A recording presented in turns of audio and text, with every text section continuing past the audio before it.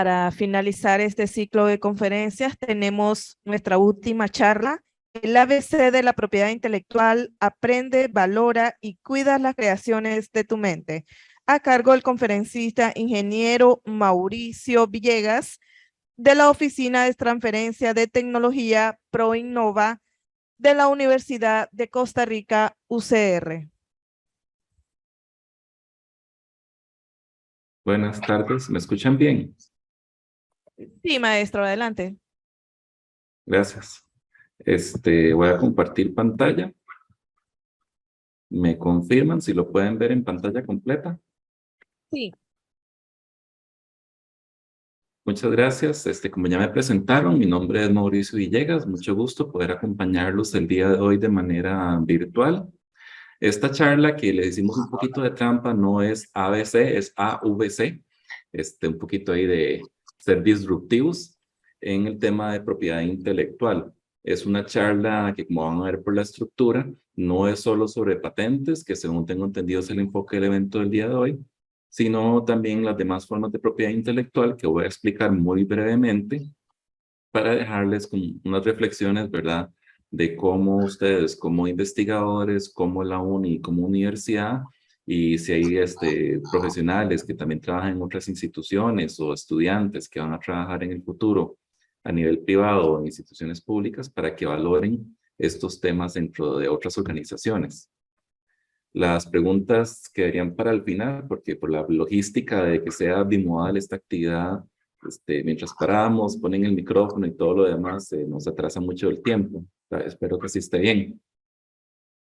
Para iniciar, en esta imagen, la típica oficina, los típicos elementos que tenemos todos en nuestras oficinas, en las casas o en las oficinas, en los edificios, lo damos por sentado que es algo muy normal. En el mundo de la propiedad intelectual está en todo lado, ¿verdad? Cada uno de los productos que vemos aquí probablemente tiene una marca o signo distintivo. Hay diseños industriales detrás de los productos que son artísticos, llamativos o utilitarios. Derechos de autor en el software, en las fotografías, en los libros que tengamos en nuestra oficina. Hasta es posible que derechos de obtenciones vegetales en las plantas que tenemos o en la comida que usamos, comemos como merienda en nuestro trabajo. Y por supuesto las patentes que pueden estar, por ejemplo, en esta fotografía, en la computadora que estamos utilizando para trabajar. En este caso, yo aquí estoy con una laptop que estoy seguro que tiene un montón de patentes detrás. Les abro con una pregunta, no me tienen que responder ahorita, es algo que vamos a ir meditando a lo largo de toda la charla. Todas las invenciones, todos los inventos tienen derechos de protección. Vamos a verlo más adelante conforme vayamos avanzando. La primera parte de la charla, la A de aprende. Como dije, voy a hacer un pequeño repaso rápido sobre todas las formas de propiedad intelectual, pero antes, ¿qué es fundamental en este tema? Cuestionarnos el tema de cuándo nace una invención, cuándo nace una idea y a quién le pertenece. Eso es algo que muy intuitivamente probablemente decimos, y sí, a quien lo pensó, o muy sí, a quien hizo la invención.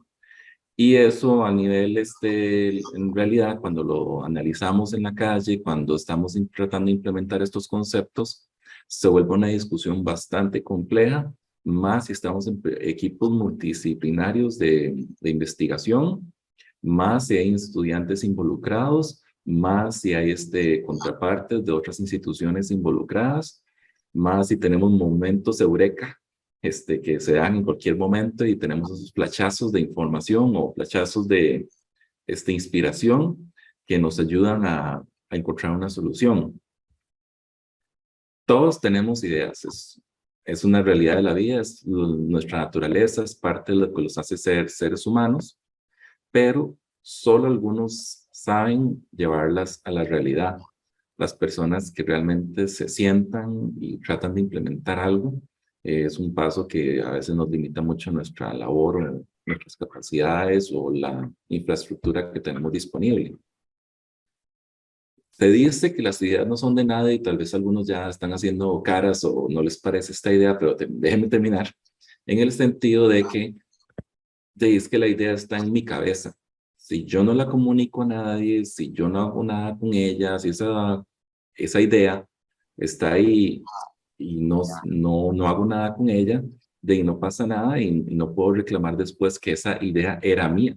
Sí, pudo haber sido su idea, pero usted nunca le dijo a nadie, nunca trabajó en desarrollarla, o aunque trabajó en desarrollarla, de ahí no logró convertirla en una realidad. Las invenciones y creaciones sí, le pertenecen a alguien.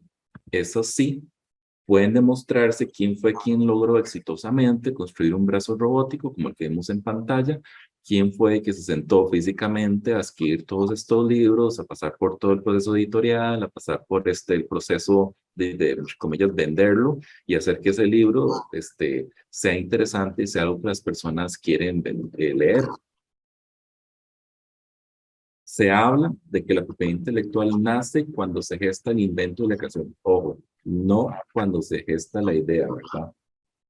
Repito, cualquiera puede tener una idea y todos tenemos 50,000 ideas en todo momento, pero en la práctica, quien desarrolló la invención o la creación, esa es la persona que tiene derecho a tener la propiedad intelectual sobre, entre comillas, esa idea. Ok, eso nos lleva entonces a cuestionarnos, ¿verdad? Esas distinciones entre creaciones, que en realidad es la forma de protección, derechos de autor y derechos conexos, y las invenciones, que la forma de protección son los derechos de propiedad industrial. Una gran diferencia entre estos sistemas es que el derecho de autor es automático, entre comillas, y opcionalmente se puede hacer un registro. ¿Por qué digo automático? Porque la mayoría de las legislaciones, si no es que todas las legislaciones del mundo, hablan de que basta con que la persona autora reivindique de alguna manera su autoría dentro de la obra. Por eso es que ustedes ven muchos cuadros de artistas famosos y no tan famosos que están firmados. Literalmente solo con esa firmita, solo con esa marca, entre comillas, personal y el año de la creación de la obra, ya con eso la persona está reclamando su autoría.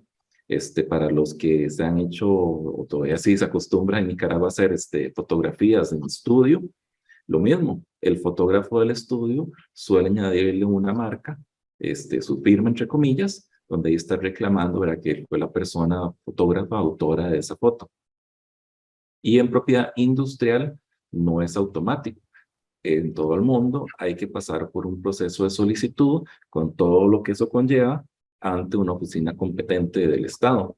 Y ahí en los asteriscos, ¿verdad?, en realidad hay una excepción que son los secretos industriales, que la mayoría de las legislaciones no requieren o lo ponen como opcionalmente hacer un proceso de registro donde lo que se hace es presentar la información confidencial a la oficina de registro y ellos la tratan de manera confidencial, no la abren, nada más es como una salvaguarda, por decirlo así, una constancia de que uno decía que eso era confidencial, y si luego hay un proceso legal, se puede usar eso que está en el registro, que yo dije hoy que era como confidencial, como una de las evidencias de parte del proceso. Pero repito, no todas las legislaciones permiten eso o exigen eso, mejor dicho. ¿Qué es un invento y qué es una creación? Un invento es algo, un producto, proceso, servicio, algo que antes no existía. Tuvo que haber un proceso creativo, tuvo que haber un proceso de prueba y error, tuvo que haber un proceso intelectual para desarrollar eso. Ni siquiera importa para qué sirve. Vean que todos los ejemplos que tenemos en pantalla son de múltiples aplicaciones, múltiples usos, y si fuéramos a contar la historia de cada uno de ellos, hasta podrían haber accidentes, coincidencias y tragicomedias de cómo se desarrolló ese invento o por qué ese invento existe. Uno de los casos más famosos en todo lado son los hornos de microondas, que ahora todos los tenemos en nuestras casas, ¿verdad? En nuestras oficinas. Eso fue que los técnicos que estaban trabajando con microondas para temas de comunicación, uno de los técnicos tenía una barra de chocolate en el bolsillo y en medio experimento se dio cuenta que la barra se le derritió. Y tratando de averiguar qué fue lo que pasó, se dieron cuenta que las microondas tenían ese efecto secundario de que excitaban las moléculas de agua, si no es que me equivoco, es como en microondas, y eso podía servir para calentar comida. Y pasó lo que pasó, y como ya dije, ahora tenemos un microondas en todas nuestras casas, que muy probablemente en su momento fue patentado y muy probablemente todavía al día de hoy existen múltiples patentes que siguen haciendo mejoras al microondas, hacerlo más eficiente, proteger a las personas contra la radiación, proteger el aparato en sí de su propia radiación. Mejoras de fijos han habido y de fijos se han protegido a lo largo del tiempo. Aquí, ¿verdad? Repito, lo que vale es la persona que desarrolló intelectualmente el invento, no quien tuvo la idea, porque de ser así, los escritores de ciencia ficción serían las personas más ricas del mundo. Todas las cosas que a nosotros se nos ocurran, ya algún escritor de ciencia ficción ya se le ocurrió, entre comillas, ya tuvo la idea de que eso era posible, pero ellos no pasaron de escribir un libro donde los personajes interactúan con esto y esto y esto, todo el mundo tiene un esto y esto y esto, ellos nunca se sentaron a desarrollar, inventar, prototipar, etcétera, ese producto que están describiendo. Y por supuesto hay casos famosos y casos curiosos, ¿verdad? La actriz Heidi Lamar, que en su momento, como estudiante de ingeniería, desarrolló una primera versión de un espectro ensanchado para telecomunicaciones a larga distancia, pero ya por cosas de la vida terminó convirtiéndose en una actriz y por eso es famosa, por ser actriz, no por ser una de las ingenieras pioneras en el desarrollo de telecomunicaciones. O, por ejemplo, a ver, el caso de Cosme García Sáenz, inventor español que desarrolló un submarino en 1860, imagínense, pero nunca llegó a ser un producto utilizado, o al menos utilizado masivamente, sino hasta décadas después, cuando ya la ingeniería facilitó las formas de creación, la forma de uso, fue mejorado, etcétera, ese concepto inicial de él.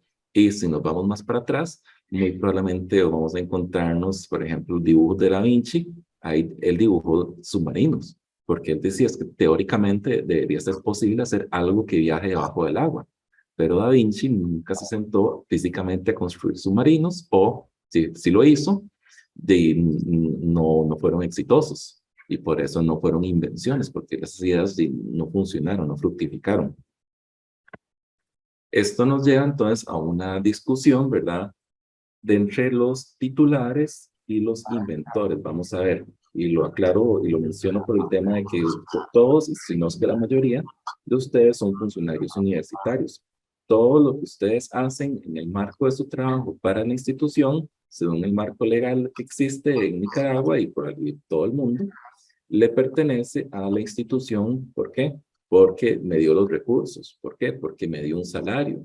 ¿Por qué? Porque tal vez no fue mi idea, entre comillas. Yo recibí la idea en un consejo científico, o yo recibí la idea en una convocatoria, o la universidad, en este caso, fue el caldo de cultivo, fue el lugar donde yo me senté con otras personas y discutiendo ahí en una mesa, en una esquinita del campus, se nos ocurrió una invención y fue donde empezamos a gestar. Y todo eso fue posible porque yo estaba dentro de mi institución. Entonces, por eso, legalmente, se hace esta distinción entre la persona inventora y la persona o institución o organización que es titular de los derechos sobre esa invención. Esta distinción también permite que cuando yo hago una invención, el rol de la persona inventora nunca cambia y nunca me lo pueden quitar, entre comillas. Sí se puede quitar en el sentido de que después de que se haya hecho la solicitud, por ejemplo, se demostró que yo no fui parte del equipo inventor y hicieron el trámite correspondiente para sacarme de la invención, lo cual es legal. O por el contrario, se hizo la solicitud y en el trámite de esta, tuvimos que reconocer que dejamos a una persona por fuera y tenemos que incluirla como inventora. Esas situaciones pueden pasar. No son comunes o no deberían ser comunes, pero pueden pasar. Pero lo que sí es bastante común es el cambio del titular.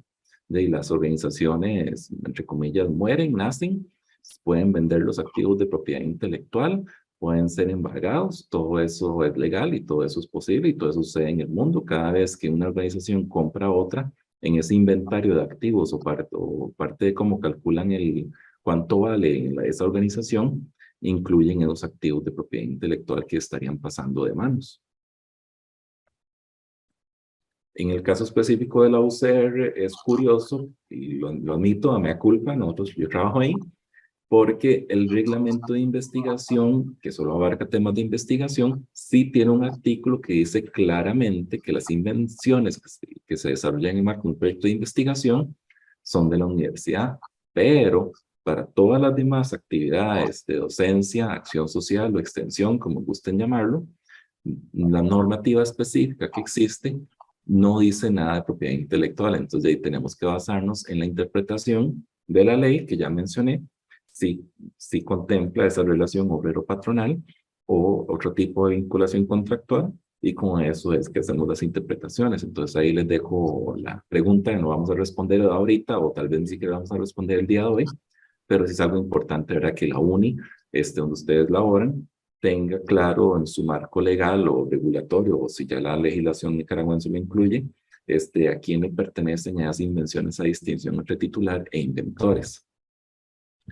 Con respecto a las creaciones, la definición de diccionario, ¿verdad? No nos ayuda mucho, pero bueno, obra de ingenio o de arte o de artesanía muy laboriosa o que revela una gran inventiva. Eso dice el diccionario de la RAE. Pero en esencia, ¿verdad? Lo que se habla o lo que se considera son las creaciones artísticas que pueden abarcar dibujos, planos, literatura, baile, películas, programación, escultura y también, por supuesto, artículos científicos, porque la ley o las leyes en general no hacen esa distinción entre el tipo de obra. ¿Me explico? Aunque distingan o reconozcan que existen obra fantástica, obra de literatura versus obra tecnológica o de libros o de educación o lo que sea, el marco legal es el mismo, no existen unas reglas especiales o distintas si es una obra de fantasía o un artículo científico. Y en el caso de la computación es interesante y tal vez para algunos de ustedes no tan intuitivo, pero se considera que es la misma lógica, es una o varias personas escribiendo, en este caso con lenguaje de programación, esas instrucciones que cumplen con esta definición. Es un ingenio, es una artesanía, entre comillas, o me disculpo si alguien le ofende o se siente excluido por ese término, pero que revela, ¿verdad?, que hay una forma de programar. A veces la gente dice que puede reconocer quién lo programó, ¿verdad?, dependiendo del lenguaje o la forma en que programó.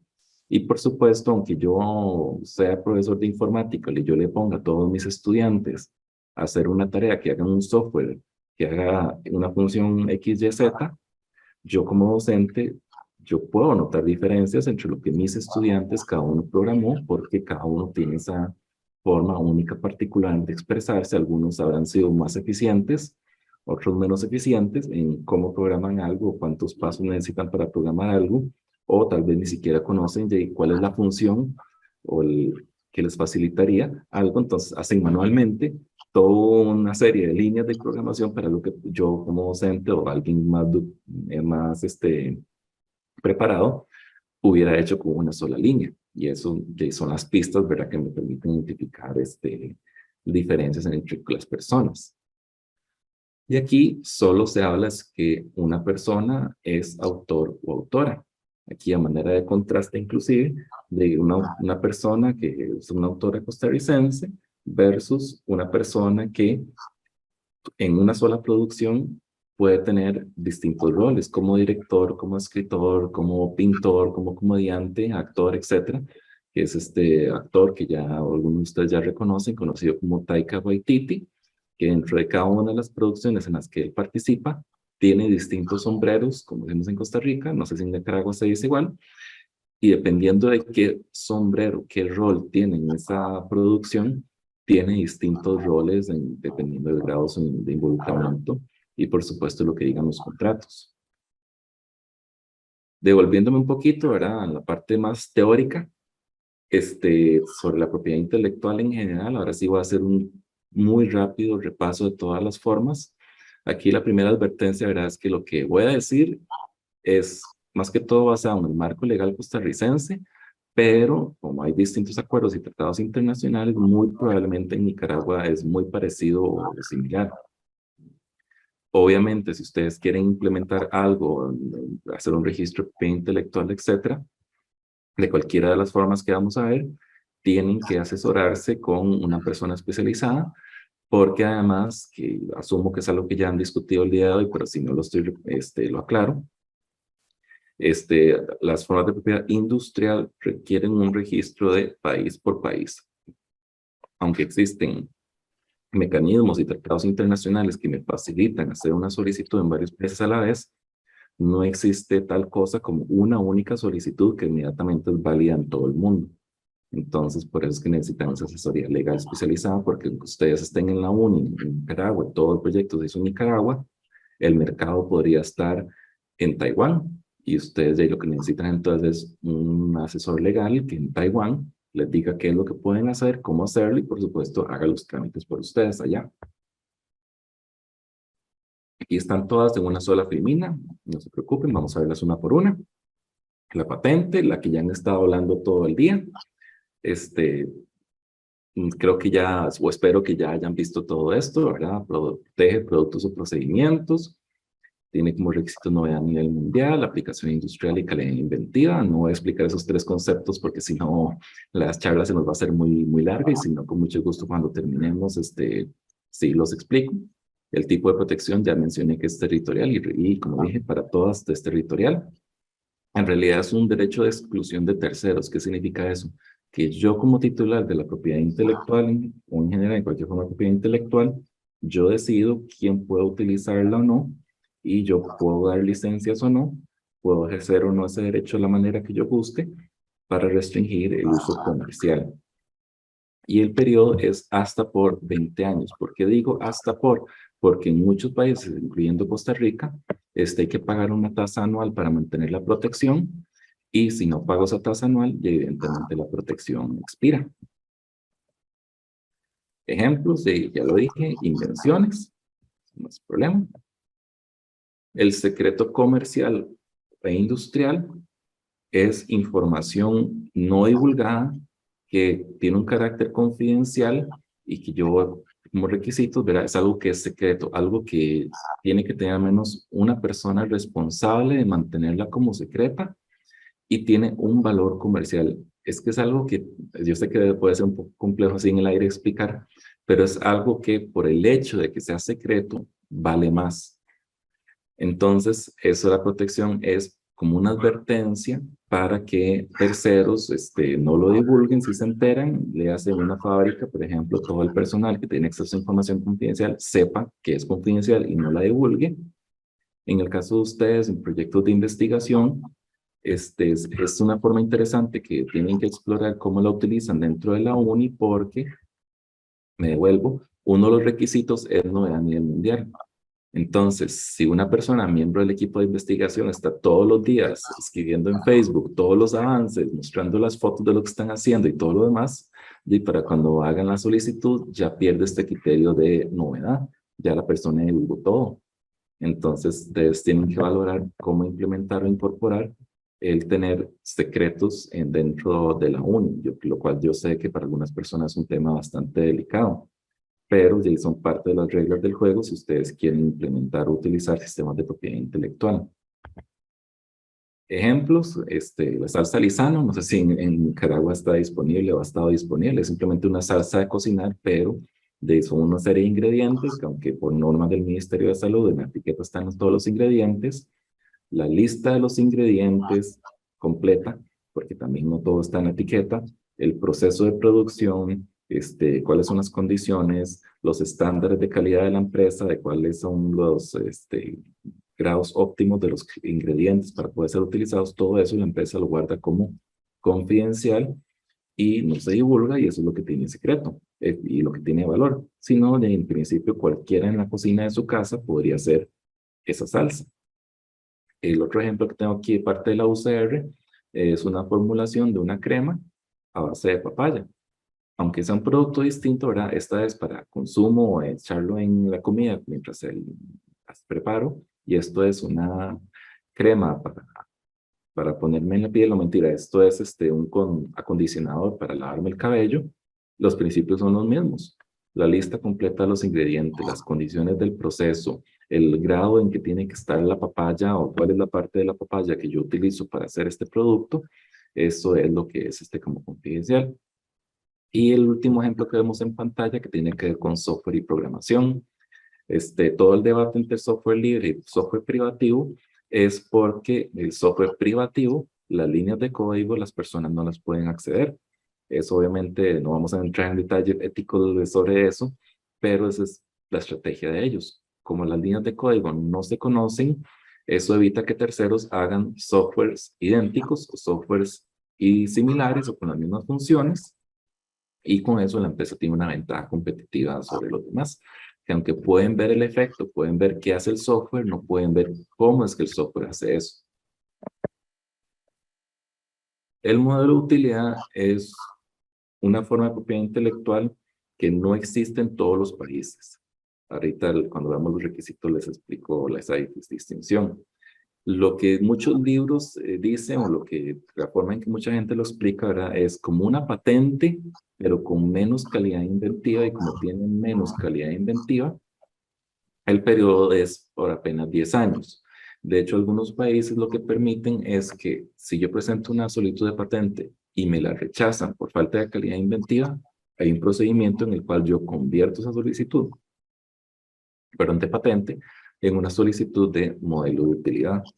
Y lo que se habla es eso, son nuevas aplicaciones, nuevas herramientas, nuevos usos, pero, repito, a veces es muy difícil de explicar eso, y eso es una base. Si me rechazan por falta de calidad inventiva, ya presento un modelo de utilidad. Y entonces en muchos países no existe esta forma. Y lo que sucede en esos países es que estas cosas, estas invenciones sí serían patentables, pero en general en ese país el criterio de calidad inventiva es muy bajo, y eso permite que, entre comillas, cualquier cosa o casi cualquier cosa sea patentable. Ejemplos de una taza que tiene un medidor que reacciona con el calor del líquido que yo pongo adentro, y con eso yo puedo ver qué tan llena está esa taza en teoría. De una bicicleta, cualquier accesorio de esta bicicleta en teoría. Un martillo, que en este caso creo que es para geología, en teoría podría ser un modelo de utilidad, es que todo depende de esas nuevas funciones, de cómo está el grado del estado del arte, o hasta algo que en principio parece como una invención bastante compleja, y cuando yo veo qué es y cómo está hecho, ¿verdad? Al final me determina, o se determina que la calidad inventiva es un poquito baja. Perdón. Los diseños industriales lo que protegen son aspectos estéticos u ornamentales de un producto. El requisito es que haya algún tipo de descripción, yo tengo que tener alguna forma de poder describir qué es eso, me disculpo aquí de esas dimensiones con ese, y que sea original, por supuesto, que no sea algo idéntico a lo que ya existe. Y tal como las anteriores, ¿verdad? Es territorial, es un derecho de exclusión, y el periodo es apenas por 10 años. Los diseños industriales se utilizan mucho en la industria de la moda, en diseño de la ropa, en este caso zapatos. Hipotéticamente hablando, este diseño de cuchillos, que no es que este diseño le da una función especial a estos cuchillos, igual a estos zapatos, no es que tengan una función especial por ser así, sino que simplemente son distintivos, son atractivos a la vista, son fáciles, más fáciles de utilizar, aunque bueno, no necesariamente. ¿Me explico? No es que le da algún tipo de funcionalidades exactas, sino simplemente esa distintividad visual. Los menús de software, eso podría ser un diseño industrial. La página principal de Google, por ejemplo, está protegida como un diseño industrial. Y este último caso, un caso real de la UCR, es un software para ayudar a programar robots, pero son robots para niños, para promover la robótica y la programación en niños.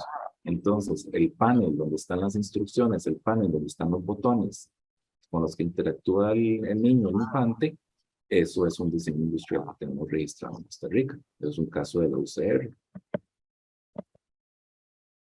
El sistema de trazados circuitos integrados, cualquiera de ustedes, bueno, no fácil con la siguiente filmina, cualquiera de ustedes que ha visto estos tipos de tarjetas, ¿verdad? Es de estas líneas, estas pelotitas, esa forma de distribución, este cableado, eso es lo que está protegiendo esta forma, para eso es lo que protege. Entonces, aunque suena redundante, son esos esquemas de trazados circuitos integrados, y lo que se dice legalmente ya es que sea original, que haya ahí algún tipo de aporte intelectual, y curiosamente, la ley permite que que yo pueda registrar, aunque ya esté en el mercado, no me piden novedad, siempre y cuando no sean más de 2 años de que eso esté en el mercado.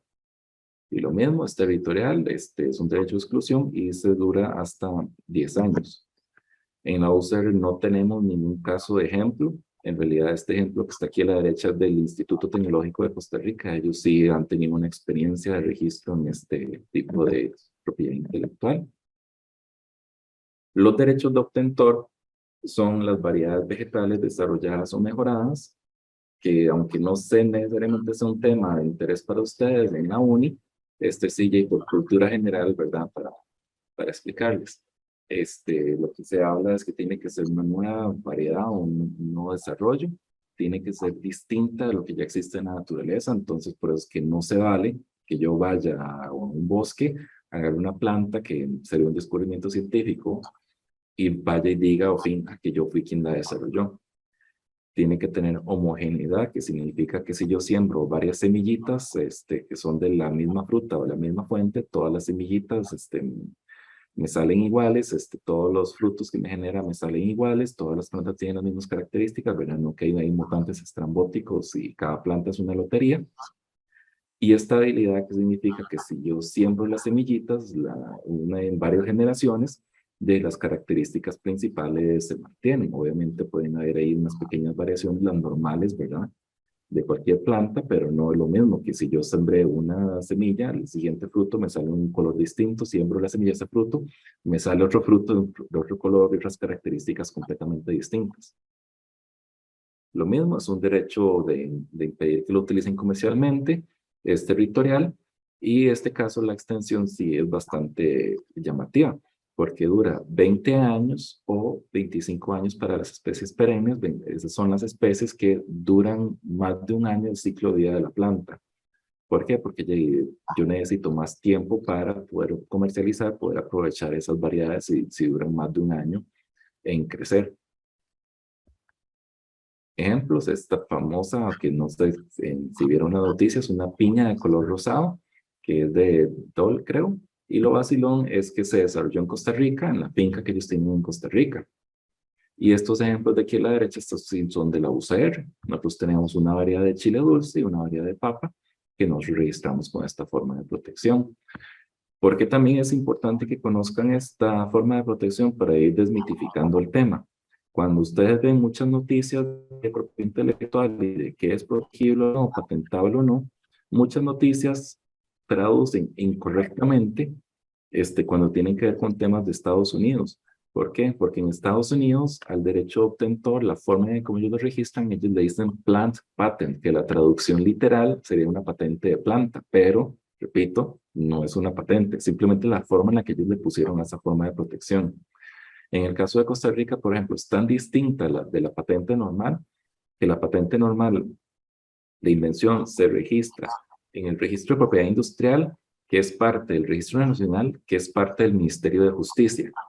Y el derecho de obtentor se registra en la Oficina Nacional de Semillas, que es parte del Ministerio de Agricultura y Ganadería. Ramas completamente distintas del gobierno, formularios completamente distintos, tasas completamente distintos, leyes completamente distintas, pero ya eso no evita que gracias a esas malas traducciones, una y otra vez nos topamos, ¿verdad?, con el mito de que las variedades vegetales son patentables. No, es otra forma de protección. Las marcas y signos distintivos, cualquier combinación de palabras, letras, cifras, dibujos, símbolos, rasgos, hasta inclusive sonidos, fragancias, que hacen que un producto sea distintivo, que yo lo pueda distinguir de la competencia.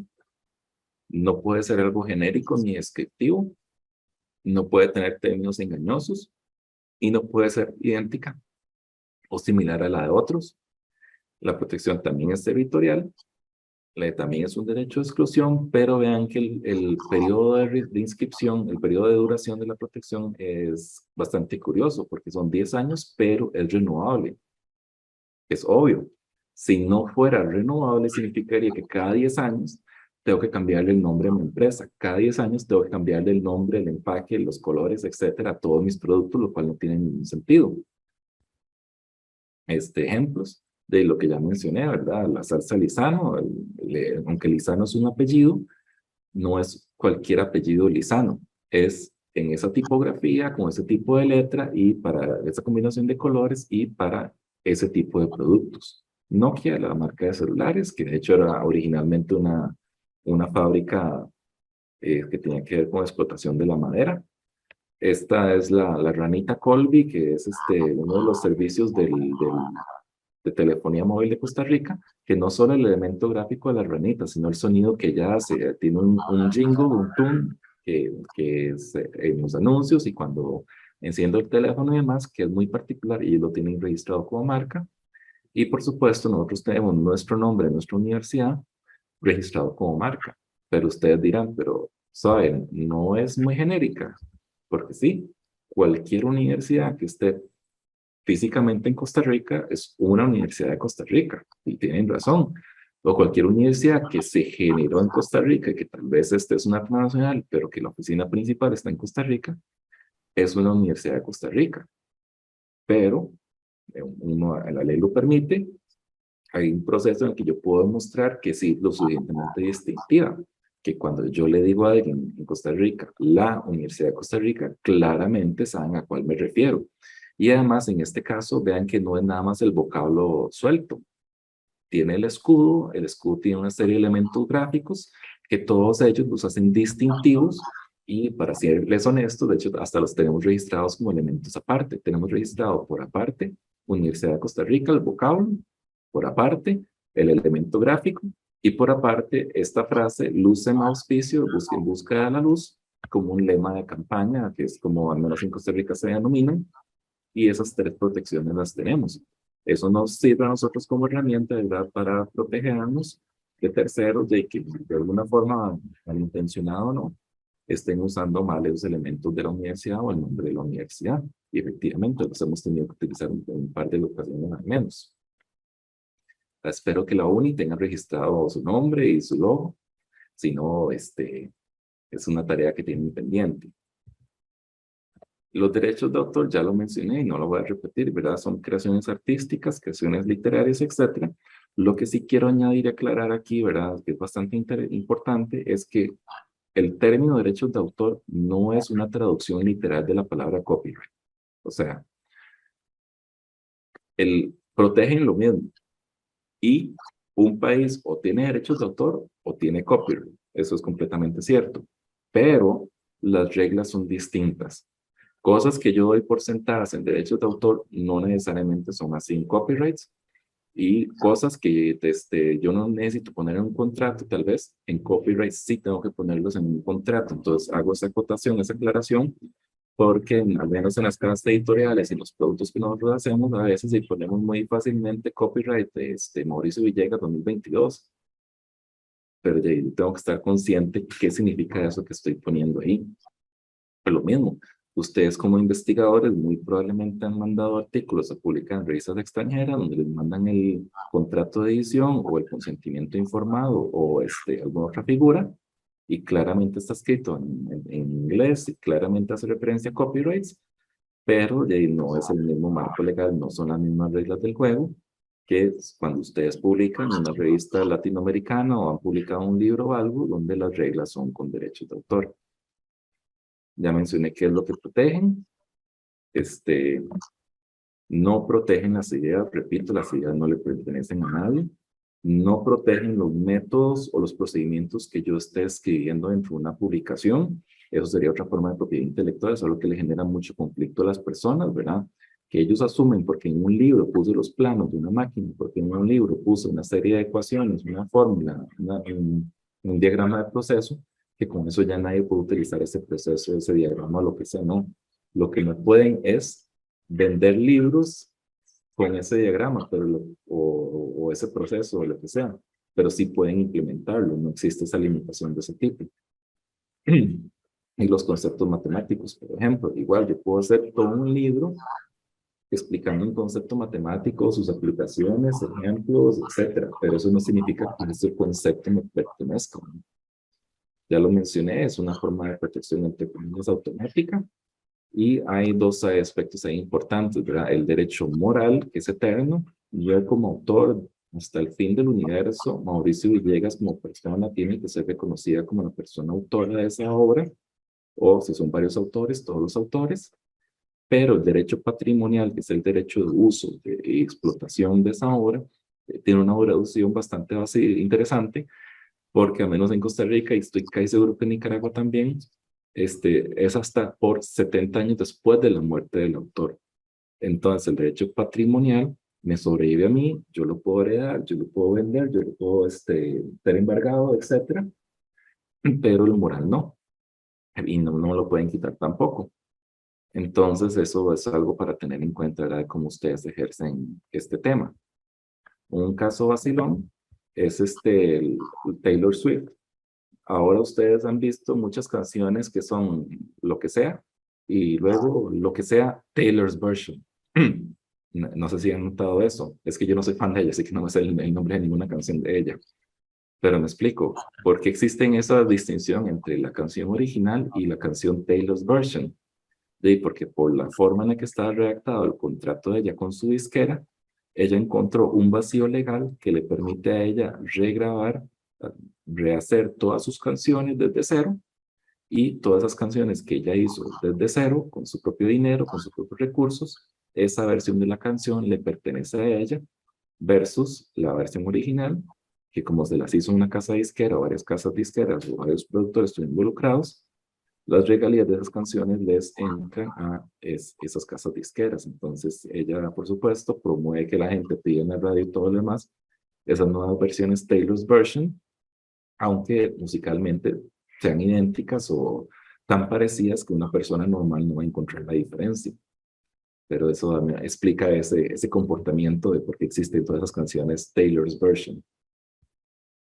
¿Ok? La siguiente parte de la charla, la V de Valora. ¿Qué está pasando aquí? Vamos a ver. En el mundo real, no solo en la academia, ¿verdad? Tenemos que tener claros para qué es que estamos protegiendo, por qué vamos a proteger. No se trata de proteger por proteger, no se trata de que como institución tenemos una métrica de que por año tenemos que sacar 5 patentes, no se trata de que con métricas que todos los años tenemos que sacar una patente más que la anterior. Eso no es posible y económicamente es un desperdicio de recursos. Tengo que tener un proceso de innovación que no es solo hacer la invención, o sea, la definición de innovación contempla o debería contemplar que ese producto, servicio o inversión que yo hice llegue a la sociedad, llegue al mercado, sea utilizado y sea un éxito, entre comillas, o por lo menos cumpla un objetivo. De nada me sirve, o al menos no sería interesante o valioso como para nosotros, hacer todo el proceso de patentes y solo vender 3 unidades, por ejemplo. O si es un servicio ya que no tengo cómo regular o cómo controlar quién lo está utilizando. Entonces necesito una estrategia. Aquí lo vemos en pantalla, el tema de que, por ejemplo, muchas patentes no se explotan. ¿Por qué no se explota ese 85%? Por múltiples factores. Porque la estrategia estaba mala, porque los factores del mercado no se alinearon, porque dependía de utilizar otras tecnologías y no logré obtener las licencias, aunque dependiendo del país hay leyes que sí dicen que me tienen que dar una licencia obligatoria. Sí, para explotar mi tecnología ocupo las tecnologías de otros, etcétera. O el costo de producción era muy alto, o simplemente no era el momento de hacerlo.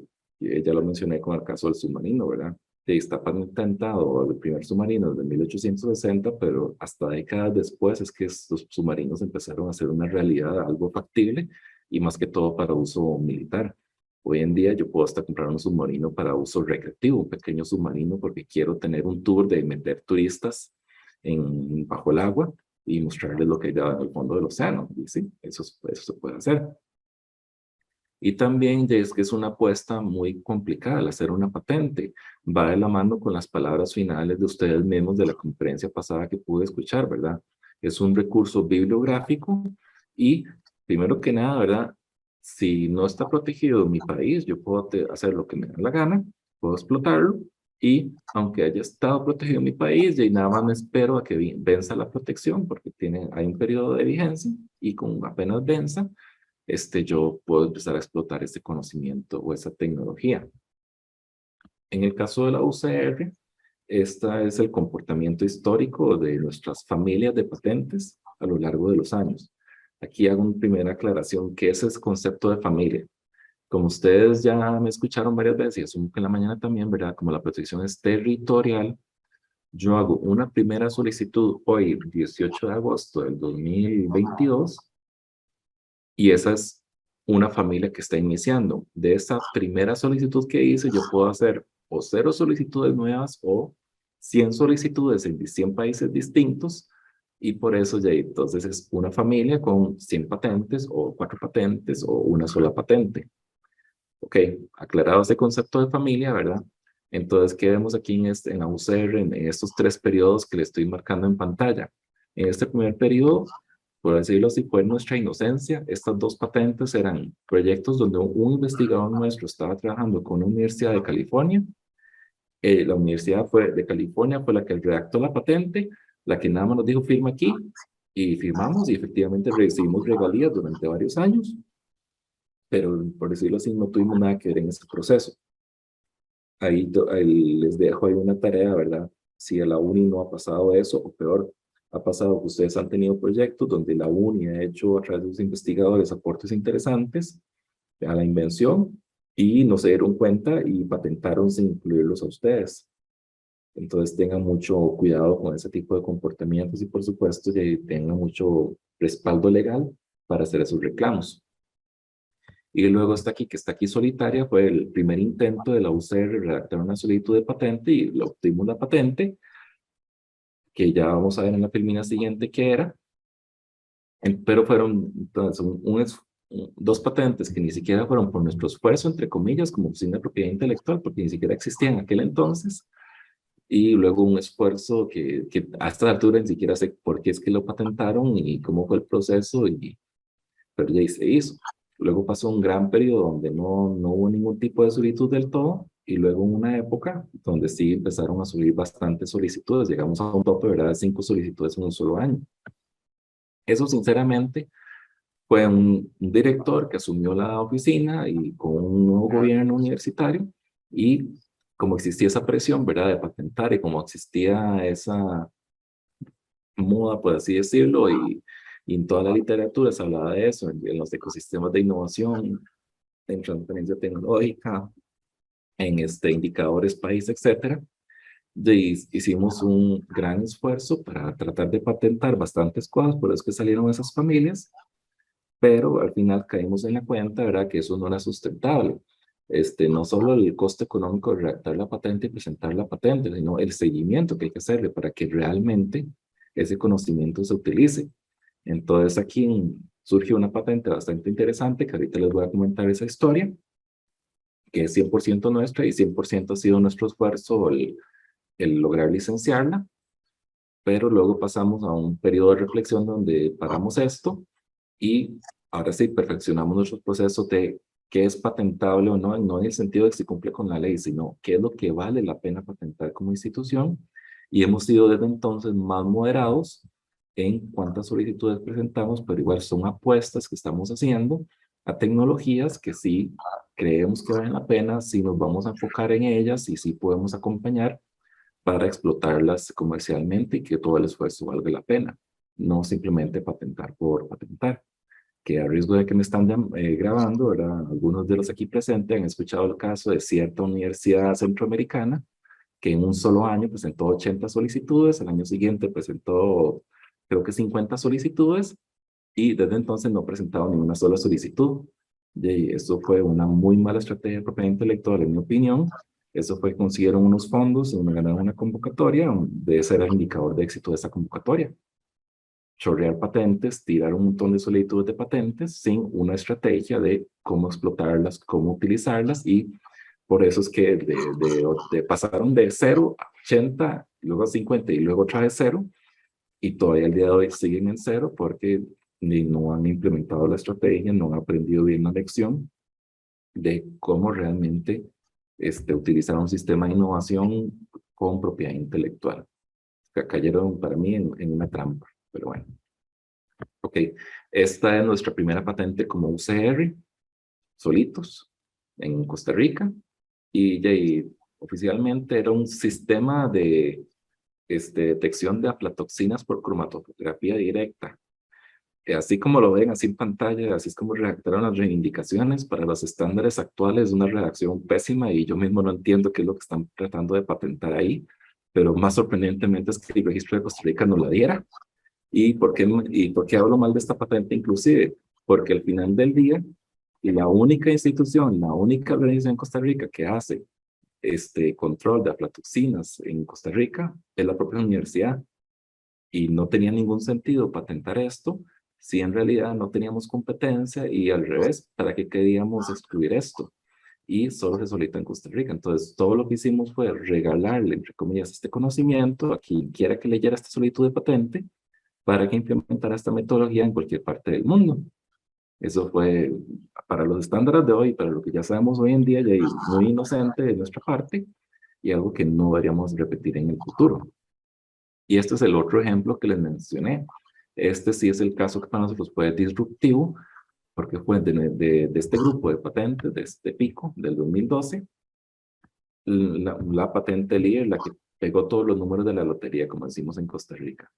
Esto es un método para preparar hemoderivados. O sea, es sustancias que están en nuestra sangre que sirven para hacer medicamentos para otras personas y que en realidad es un subproducto cuando la gente dona sangre, dependiendo del país, por supuesto. Cuando donan sangre, todo lo que necesitan son los glóbulos rojos, creo, a menos de que me equivoque, y todo lo demás literalmente lo botan porque eso no sirve para nada, entre comillas, pero eso sí puede servir. Yo puedo utilizar eso, hacerle un procedimiento para producir hemoderivados que sí tienen un valor comercial y dependiendo del país, si es legal que los bancos de sangre hagan eso, o inclusive dependiendo del país, si es legal que las personas vendan su sangre y una de las cosas para las que venden su propia sangre es para que las procesen de esa manera. ¿Y por qué digo que pegamos todos los números de la lotería? Porque fue bastante exitosa, porque claramente vimos un gran potencial de mercado. Claramente, para nosotros al menos, nuestro proceso es muy eficiente, muy atractivo, porque el método tradicional requiere reactivos muy peligrosos de manejar, el método tradicional requiere temperaturas muy bajas, y esto se puede hacer a temperatura ambiente sin esos reactivos o componentes tóxicos. Y en este caso, esta familia de patentes, como lo vemos en pantalla, derivó en múltiples solicitudes en múltiples países. Cada una de estas solicitudes, repito, implican dinero en la institución para pagar las tasas de ese país y además para pagar el abogado o abogada que en cada uno de esos países hace el trámite. Y una cosa interesante que ustedes pueden ver en esta pantalla es que no está Costa Rica. O sea, de las charlas que ya tuvieron el día de hoy, asumo, o si no lo aclaro una vez, cómo se leen estos códigos. Las primeras letras es el país, US es Estados Unidos, CN es China, CA es Canadá, ES es España, MX es Colombia, Costa Rica es CR, Nicaragua es NI. Luego, generalmente un número que es el identificador del año y luego un número que es consecutivo. Entonces, en este caso, Estados Unidos. En Estados Unidos, en el 2014, fue la solicitud 121.357. Pero, ok, habiendo dicho y aclarado cómo se leen esos números, vean que aquí ninguna es CR 2012, bla, bla, bla. Porque en Costa Rica, solo la UCR tiene la materia prima, entre comillas, del equipo tecnológico para hacer este producto. En Costa Rica se prohíbe la venta de sangre, al menos hasta el día de hoy. Y en Costa Rica ya el único cliente, el único autorizado a recolectar sangre humana es el banco de sangre. Entonces no teníamos a quién licenciársela, ergo, era un desperdicio de dinero, no tenía sentido patentar en Costa Rica, por ejemplo. Esas son partes de las decisiones que uno tiene que tomar en un proceso maduro de solicitud de propiedad intelectual, que aunque sea una tecnología nicaragüense, aunque todos los investigadores sean de Nicaragua, el costo económico de patentar en Nicaragua versus el costo económico de patentar en un mercado grande como China o Estados Unidos, claramente en China o Estados Unidos yo puedo recuperar más fácilmente la inversión. Entonces mejor me ahorro ese dinero y patento donde sí valga la pena. Y para terminar esta historia, en varios de estos países de la patente no se ha sido otorgada y hay una empresa colombiana a la cual se ha licenciado. La empresa construyó una fábrica, una planta de producción de hemoderivados solo para explotar esta tecnología y ya está en producción y esperamos este año ya finalmente obtener las regalías. Y ojo, esto estamos en el 2022, prácticamente 10 años después de haber hecho la solicitud, hasta ahora obtenemos las regalías. Eso también puede pasar en procesos de propiedad intelectual. No se imaginen que, y no tengan la expectativa de que si patentan algo hoy, mañana van a tener las primeras regalías. No, es una apuesta y es una apuesta a largo plazo. ¿Por qué digo apuesta? Porque estamos invirtiendo recursos hoy para tal vez en el futuro obtener resultados, obtener regalías. ¿Ok? Aplicando todos esos conceptos teóricos y esos casos de ejemplo de estudio, la UCB que hemos venido hablando, cuidemos la letra C. De qué creaciones o inventos te imaginas o se imaginan que generamos los ingenieros. Esto es un caso real nuestro y una de nuestras solicitudes de patente. Esta es la propuesta de un ingeniero químico, ¿verdad? El aprovechamiento de aceite para hacer combustibles o biocombustibles, dependiendo de cómo gusten llamarlo. Ese fue su proyecto y eso fue su propuesta.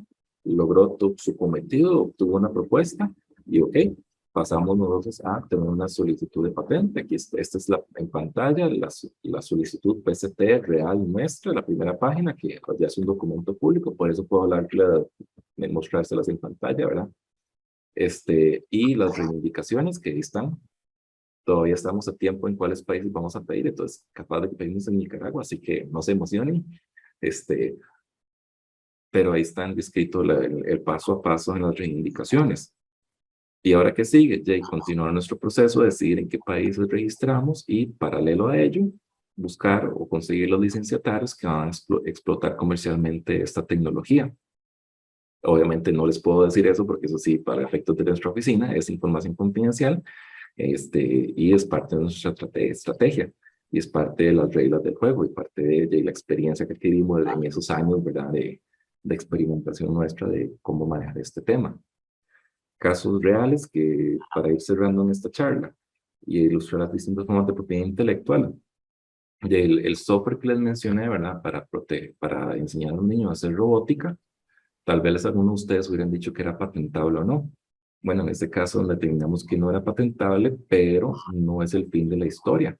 O sea, ya lo mencioné, es un software, tiene derechos de autor, protegimos como diseños industriales la interfaz, el vocablo TTBots con este elemento gráfico que parece como la cara de un monito robot, es una marca que está registrada y de todo ese paquete tecnológico está licenciado a la inventora que se montó un emprendimiento que se dedica a eso, a dar charlas y clases de robótica para niños, y a la Fundación Omar Dengo, que es una fundación, una ONG en Costa Rica, que trabaja temas de educación y ellos utilizan una versión del software para ellos, para abarcar este tema. El ejemplo de la derecha son cremas a base de café que se licenciaron a una empresa, una mini pyme más pequeña que el laboratorio de ustedes, una pyme familiar de 4 personas, donde ni siquiera son farmacéuticos, ninguno de ellos, simplemente ellos aprendieron la receta de cómo hacer jabones y con eso fue que empezaron a hacer jabones caseros y se han diversificado bastante. En ese caso, lo mismo. La propiedad intelectual no era una patente porque es nada más aplicar el conocimiento que ya existe en cómo hacer una crema, el conocimiento que ya existe en cómo extraer del café los compuestos químicos que son relevantes o importantes para la crema.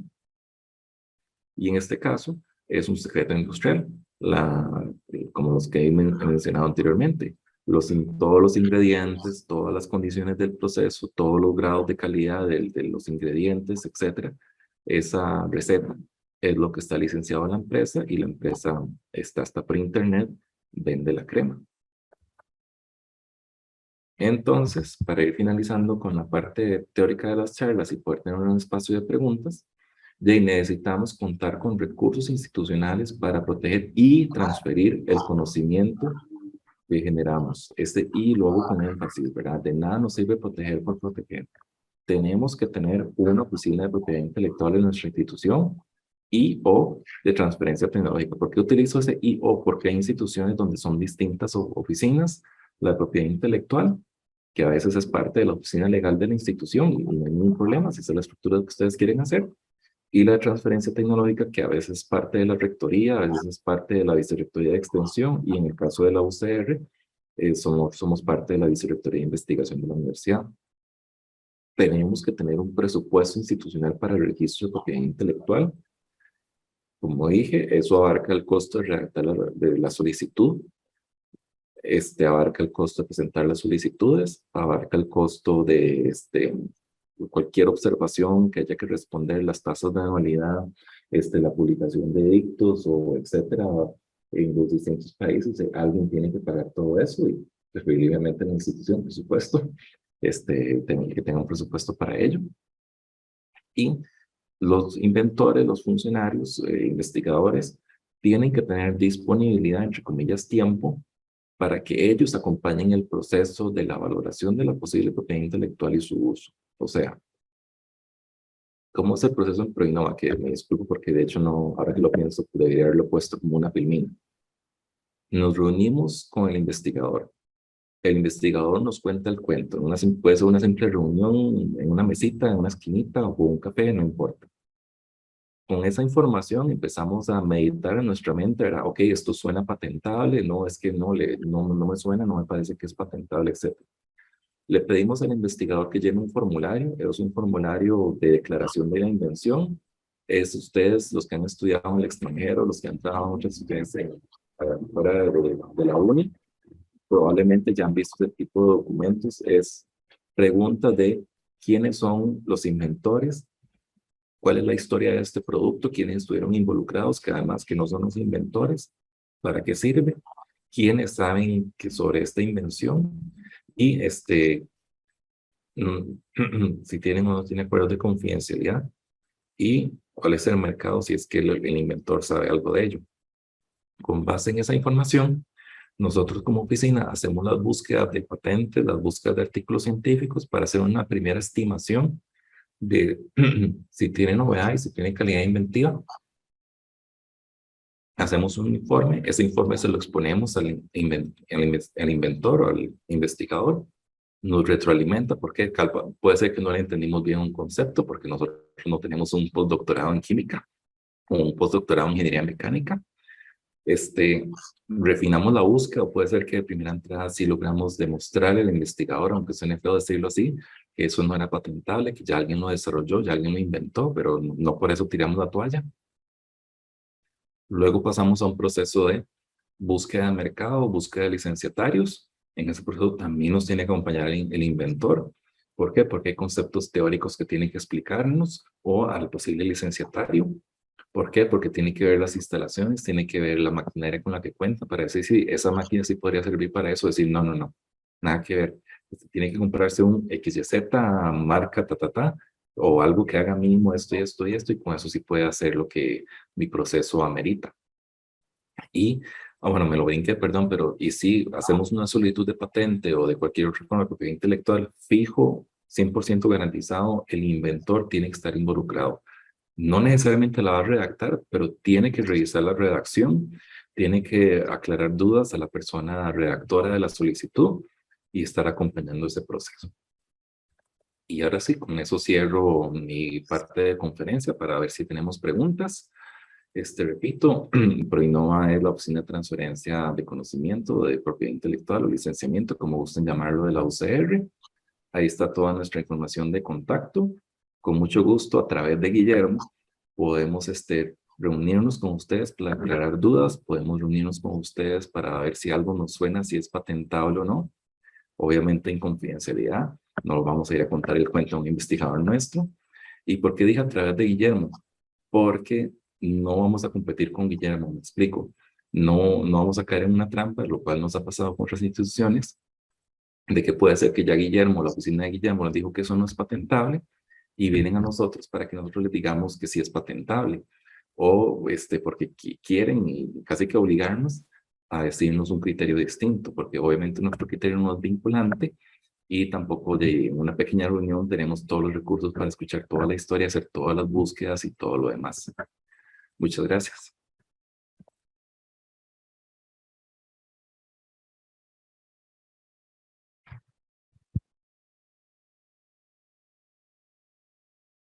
Muchas gracias, ingeniero Villegas. Tenemos entre el público, no sé si tenemos alguna pregunta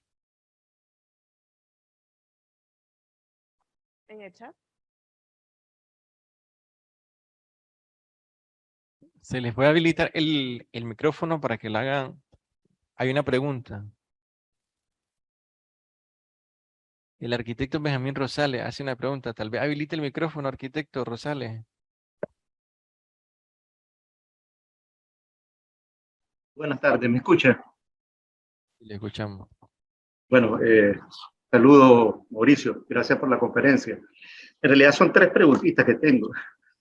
La primera tiene que ver con algo que escuché en una conferencia que se llamaba patentes productivas. O sea, la persona que estaba explicando, un cubano, lo que decía es que en Cuba, en un momento determinado, pues ellos en el marco, digamos, de cumplir con indicadores en la universidad, ¿no? De innovación, ese tipo de cosas, pues habían, digamos, impulsado el desarrollo de patentes. Pero después decía que se dieron cuenta que no todas les generaban algún beneficio, más bien eran costos, ¿no?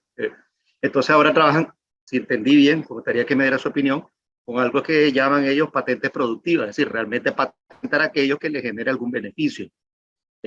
Me interesa su opinión y no sé si ese es un término muy, digamos, sui generis de esta persona o de la ciencia cubana, o si, digamos, un tema que se discute pues, en el marco, digamos, de los especialistas, ¿no? La segunda es... Te la bueno, respondo okay, porque para cuando me haga la tercera ya se me olvidó cuál es la primera. Sí, sí, ese es el problema ya de la edad, ¿verdad? Está bien. Sí, no. Ese término es muy de la jerga cubana o de esa persona, ¿verdad? No, no sabría decirlo, pero estoy completamente de acuerdo con la filosofía. Efectivamente, no nos sirve patentar por patentar. Efectivamente, es una decisión muy delicada decidir si apostamos a una patente, porque aunque no les di números, en términos generales, en Estados Unidos, si le dicen a usted, mínimo $20,000. ¿Para qué? Para que tenga una reserva de lo que cuesta el proceso de la solicitud de patente, lo que le va a costar el abogado que acompañe ese proceso y cualquier cosa que surja ahí en el interín, usted tiene que estar pendiente de que podría pasar en cualquier momento. Súmele si tiene que pagar traducciones oficiales de documentos. ¿Me explico? En la Sí, Unión sí, sí, Europea, lo que le dicen a uno es que estime mínimo 5,000 euros por país, exactamente por la misma lógica. Tenga cuidado, ¿verdad? Puede pasar cualquier cosa. Y en la Unión Europea no es que es más barato patentar en Europa, es que es más fácil, ¿verdad? El proceso por los mismos tratados entre países. Entonces, sí facilita que si yo presenté la solicitud de un país, luego la paso a otros países sin tener que gastar tanto dinero. Pero ese es el presupuesto que hay que tener en mente. Espero que con eso le contesté la primera. Ok, gracias, me queda claro. El segundo es acerca de una experiencia que escuché también de los panameños acerca de lo que llamaban como talleres de patentamiento o de patentes. Agarraban a varios investigadores, innovadores, inventores, no sé, y lo metían en un hotel con financiamiento de un banco, creo que era el Banco Mundial o el Banco Interamericano de Desarrollo, no sé quién. Y entonces prácticamente los enclaustraban, ¿verdad? Los encerraban y generaban, digamos, solicitudes de patente. Yo supongo que antes de meterlo ahí tendría que haber una preclasificación, una selección previa, donde alguien tenía que demostrar que tenía algo interesante, ¿no? Que pudiera, con el que pudiera trabajar. No sé, digamos, hasta dónde llegó eso, porque yo no estoy tan de lleno en este tema, tal vez Guillermo pues, pudiera decir algo, pero en su caso, ¿no? Que sí, pues está al tanto. ¿Qué le parece esa experiencia? ¿Qué opina usted? Y no sé si es válido ese tipo de esfuerzo. Sí, no. ¿Por qué digo sí, no? Porque, digamos, yo efectivamente puedo agarrar a una serie de ingenieros o posibles investigadores o posibles inventores y ponerles un reto como el ejercicio que ustedes hicieron ahora en la cama, ¿verdad? Decirles, este es el problema, tienen 24 horas para hacer una propuesta y que además que la propuesta con base en el marco teórico parezca patentable. Y espero, vean que en 24 horas no hay ni tiempo para prototipar. En 24 horas ya hicieron una propuesta teórica y esa es la parte que no me gusta de esa metodología. La metodología los obligó a redactar una patente, presentar una patente de esa metodología que no sabían si funciona, no habían probado y en 24 horas ni siquiera tampoco hicieron un estudio de mercado de verdad para ver si era algo que era interesante o que realmente solucionaba el problema que tenían las personas. Esta iniciativa es el caso que les mencioné, que hicieron un primer taller y generaron 80 patentes en una semana El segundo fue un fin de semana, como usted acaba de decir, y generaron 50, y de esas, ninguna llegó a fase nacional. Ni una sola. Y eso podemos verificarlo en línea con la herramienta de búsqueda de patentes. ¿Cuántas patentes tiene esa universidad? Que no voy a decir el nombre, y ese es el dato de ellos. Y entonces tiene dos pros y sus contras. Me explico. En muy poco tiempo sembraron semillas de qué es patentable, cómo se redacta una patente, cómo se buscan bases de datos, pero la otra parte de para qué presenté la patente, cómo la voy a licenciar, cómo la voy a comercializar, etcétera, de no hicieron la tarea, pues que ninguna de esas patentes llegó a fase nacional. Gracias. Ok, me parece interesante. Y finalmente, ¿no? Para no seguirlo angustiando, la tercera pregunta es la siguiente. En otro evento, alguien estaba hablando precisamente del tema de patentes y de pronto dijo algo que me sorprendió, pues él decía que el enemigo de la patente es la publicación. Y entonces ahí nos metemos en un sentido en algún problema, pues, porque en las universidades los dos temas de alguna forma son indicadores que se exigen, digamos, para efectos de lo que es la producción científica, pues, y ese tipo de cosas. Entonces, de pronto, decir, no publicar es como para cuidar, digamos, el conocimiento y que no quede disponible para el público, ese tipo de cosas.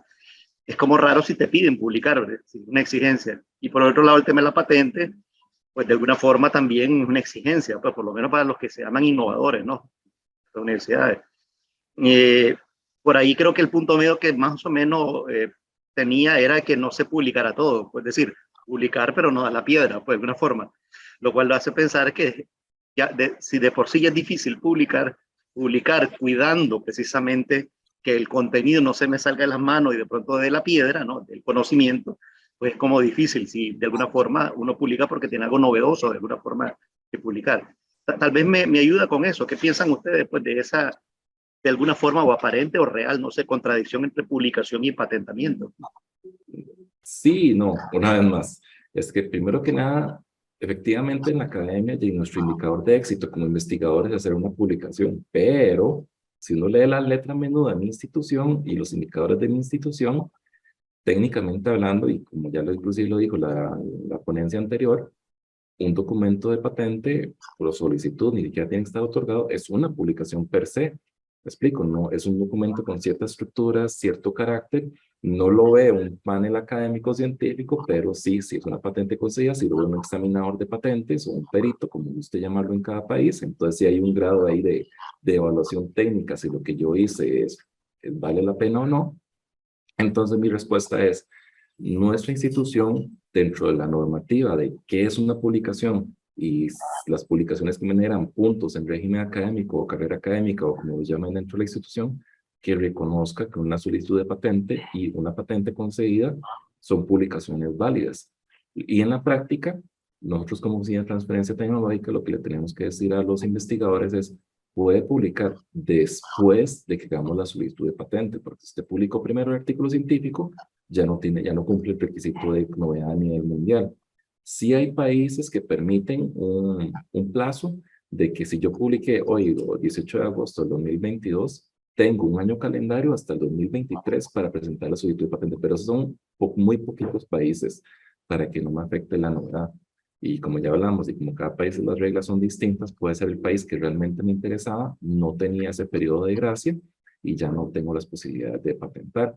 Y de hecho, no sé si alguno de ustedes del público se ha fijado, en algunos artículos científicos que ustedes probablemente se han topado y ya han leído, en la declaración de conflictos de interés, ahí muy probablemente mencionan que las personas autoras del artículo, todas o ciertos autores, tienen una solicitud de patente de lo que está contenido en ese artículo. Por eso es que lo ponen como una declaración de conflicto de interés, porque claramente el artículo, si es un artículo bueno que sirve para que la gente diga, mira, esa tecnología es chiva, esa tecnología sirve para algo, hay una ganancia económica por detrás de que ya significa mi patente, probablemente va a ser implementada o es parte de mi estrategia de que yo en mi promoción o que tengo esta tecnología licenciable, no solo en una mano estoy mostrando la solicitud de patente, en la otra mano estoy mostrando el artículo científico que valida de otra manera que eso es un conocimiento, una tecnología que vale la pena, y por eso es que lo ponen en conflicto de interés. Gracias. No sé si Ok, consigo no, responder. gracias a usted, muy amable. Qué bueno tenerlo cerca también para hacerle esta pregunta.